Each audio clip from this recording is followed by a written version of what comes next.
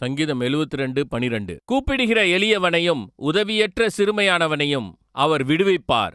பலவீனனுக்கும் எளியவனுக்கும் அவர் இறங்கி எளியவர்களின் ஆத்துமாக்களை இரட்சிப்பார். அவர்கள் ஆத்துமாக்களை வஞ்சகத்துக்கும் கொடுமைக்கும் தப்புவிப்பார். தேவனாகிய கர்த்தர் உரைத்த பல வாக்குத்தத்தங்களில் மிகவும் முக்கியமானது, என்னை நோக்கி கூப்பிடு, நான் உனக்கு மறு உத்தரவு கொடுப்பேன். நாம் ஆராதிக்கிற தேவன் உயிரோடு இருக்கிறவர். அவர் நம்மை உண்டாக்கினவர். அவர் நம் ஜெபத்தை கேட்கிறவர்.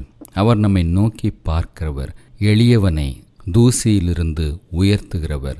தேவைகளுக்காக ஜெபிக்கும் பொழுது ஜெபத்தை கேட்டு ஜெபத்திற்கு பதிலளிக்கிற தேவன்.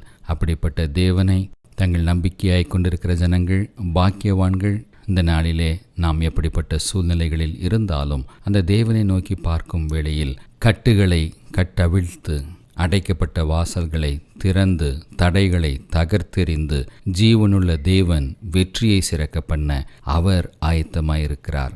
நாம் அவரை நோக்கி கூப்பிட ஜெபிக்க ஆயத்தமாயிருந்தால், எந்த சூழ்நிலையில் இருந்தாலும் மனம் சோர்ந்து போகாமல் தேவனை நோக்கி கூப்பிடுங்கள்.